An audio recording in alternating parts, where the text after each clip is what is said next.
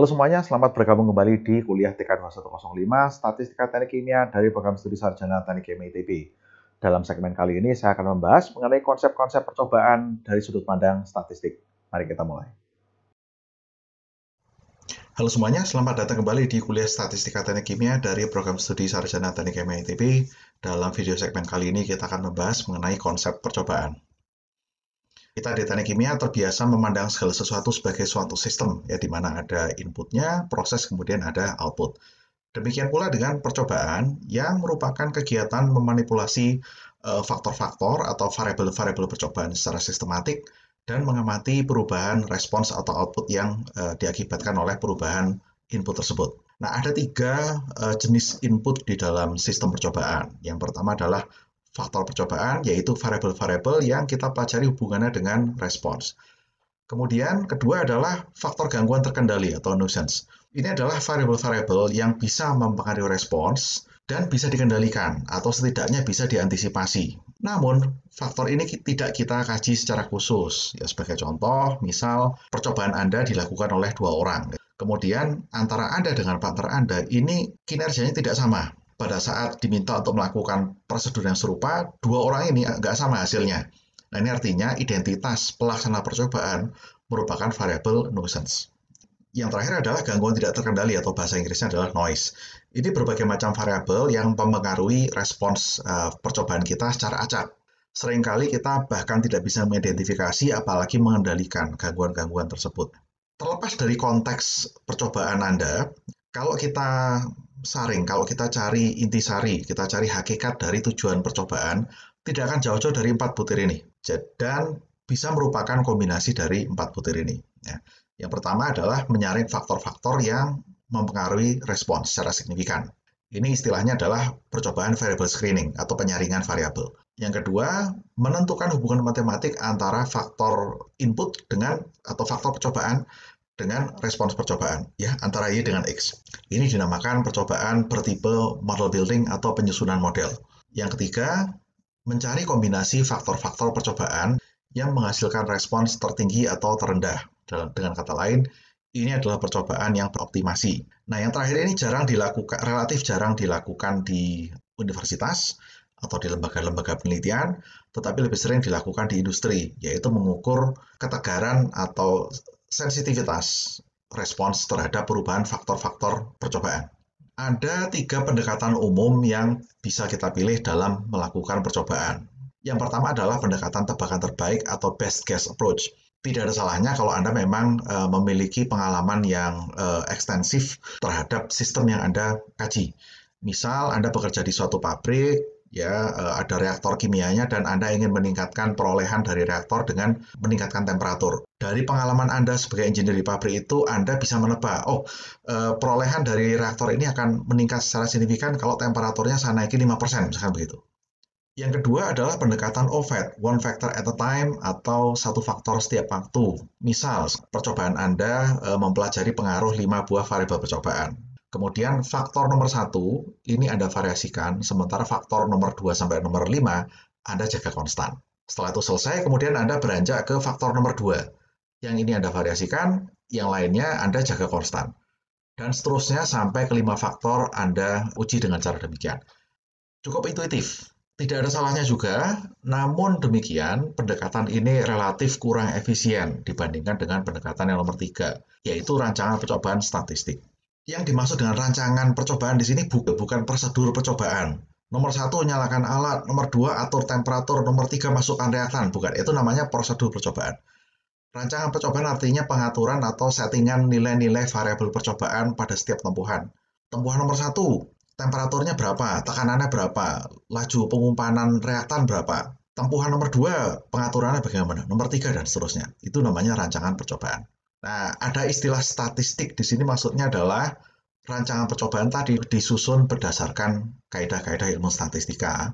Banyak sekali tersedia berbagai macam rancangan percobaan statistik sesuai dengan tujuan yang kita capai. Apakah Anda berada dalam tahap variable screening, model building, optimization, atau robustness measurement. Masing-masing tujuan memiliki jenis rancangan percobaan yang sesuai. Ada beberapa contoh yang saya tulis. Oke, ada 3 prinsip percobaan statistik: randomisasi atau pengacakan, replikasi, dan blocking. Pengacakan maksudnya urutan pelaksanaan tempuhan percobaannya Anda acak. Di sini mengandung konotasi bahwa ada yang namanya urutan tempuhan standar. Pada saat Anda menjalankan percobaan, jangan plok sesuai dengan urutan standar ini, tetapi Anda harus acak urutan pelaksanaan tempuhannya. Yang kedua, replikasi, pengolahan tempuhan secara lengkap. Jadi misalkan Anda melakukan percobaan 2 kali di duplo. Yang namanya replikasi ini berbeda dengan pengukuran berulang. Saya berikan contoh begini, Anda melakukan percobaan sintesis suatu produk kimia, kemudian hasil akhirnya Anda ukur konsentrasinya, produknya. Kalau Anda misalkan membuat banyak produk, kemudian produk ini Anda split menjadi 2 spesimen, menjadi 2 contoh, dan 2 spesimen ini Anda analisakan lab secara terpisah, itu namanya bukan replikasi, tetapi sekedar pengulangan pengukuran. Kalau dikatakan replikasi, Anda lakukan secara berulang dari awal, dari mulai menyiapkan zat, kemudian melakukan reaksi, mengambil produknya, memisahkan produknya, dan sebagainya.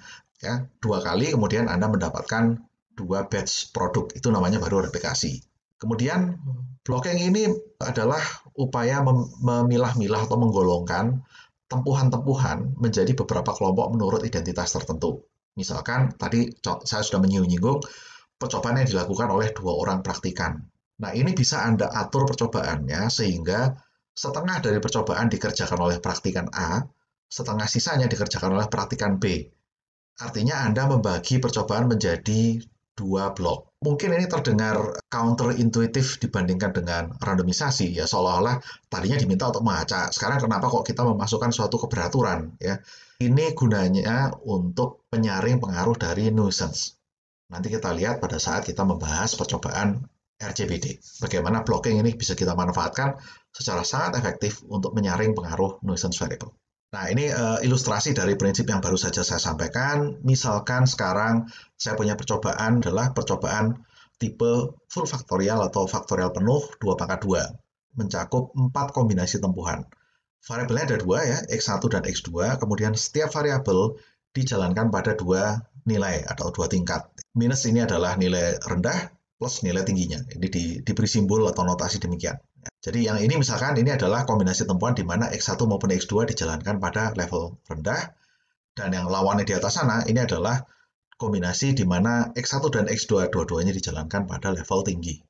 Ini adalah matriks percobaan. Ini yang dinamakan dengan rancangan percobaan. Tempuhan 1, X1-nya level rendah, X2-nya level rendah. Tempuhan nomor 2, tinggi, rendah. Tempuhan 3, rendah, tinggi. Dan tempuhan 4, tinggi-tinggi. Kemudian 5, 6, 7, 8 adalah pengulangan dari 1, 2, 3, 4. Jadi replikasinya ada 2. Jadi yang pertama, yang dinamakan dengan, yang dimaksud dengan tanda minus dan plus ini adalah level, nilai dari faktor percobaan. Belum tentu nilainya memiliki makna ordinal. Misalkan konsentrasi yang level rendah ini setengah molar, yang level tinggi 1 molar. Belum tentu demikian. Kalau variabel percobaannya variabel kualitatif, misalnya jenis katalis, ya. Level min 1 ini adalah mewakili katalis tipe A, dan level plus 1 mewakili katalis tipe B. Dalam rancangan percobaan dikenal istilah urutan standar atau urutan Yates. Ini khususnya untuk percobaan tipe faktorial. Untuk percobaan faktorial penuh, urutan Yates itu seperti demikian. Variabel yang pertama itu divariasikan dengan urutan min plus, dan variabel yang kedua min plus plus. Ya. Nah, ini dari nomor 1 sampai nomor 4 ini mencerminkan urutan standar Yates untuk percobaan 2 pangkat 2. Dan ini adalah nomor replikatnya. Jadi percobaannya direplikasi 2 kali, replikat 1 yang setengah atas dan replikat 2 setengah yang bawah. Nah, andaikan ini adalah urutan tempuhan aktualnya. Di sini mencerminkan di prinsip randomisasi. Jadi, yang secara nyata dijalankan nomor 1 itu bukan yang tempuhan standar nomor 1, tetapi yang nomor 3. Kemudian setelah itu kita jalankan tempuhan standar nomor 4.